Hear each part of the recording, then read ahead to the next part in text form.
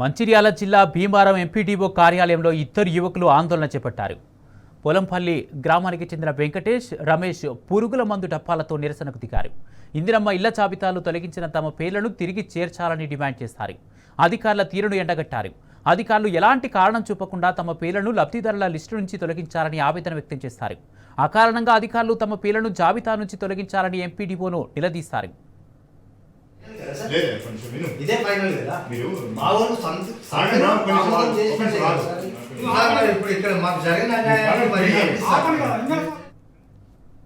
ఇందిరమ్మ ఇళ్ల కేటాయింపుల్లో అవకతవకలపై యువకుల ఆందోళనకు సంబంధించి మరిన్ని వివరాలను ప్రతినిధి ఉమేష్ అందిస్తారు. ఉమేష్, చెప్పండి, ఇందిరమ్మ ఇళ్ల కేటాయింపుల రగడపై మీ దగ్గర ఉన్న అప్డేట్స్ ఏంటి?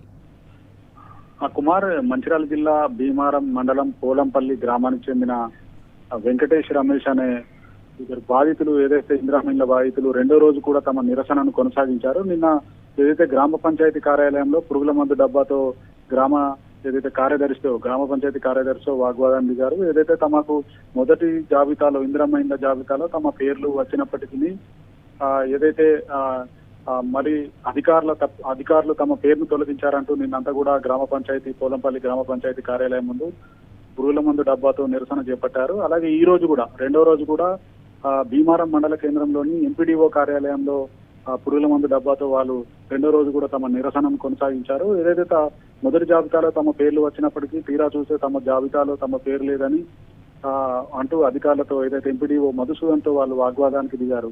అయితే ఓవైపు మంత్రి పిఏ తోటి ఏదైతే మీరు చెప్పాలంటూ ఎంపీడీఓ ఇందిరమ్మ ఇళ్ల బాధితులకు చెప్పగా తమకు సంబంధం లేదని, తమ పేర్లు మొదటి లిస్టులో వచ్చినప్పటికీ రెండోసారి ఏదైతే తుది జాబితాలో ఎందుకు తమ పేరు లేదంటూ వాళ్ళు వాగ్వాదం దిగారు.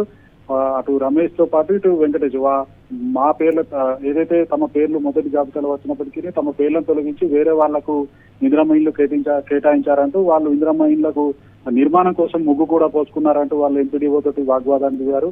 తమకు న్యాయం చేయకపోతే ఎంపీడీఓ కార్యాలయంలోనే పురుగుల మందు తాగి ఆత్మహత్యకు పాల్పడతామంటూ తాము ఏదైతే ఇందిరమ్మ ఇళ్ల బాధితులు హెచ్చరించారు. దీంతో ఓవైపు ఎంపీడీఓ కూడా వాళ్ళకు సదిరి చెప్పే ప్రయత్నం చేసినప్పటికీ కూడా వాళ్ళు వినలేదు.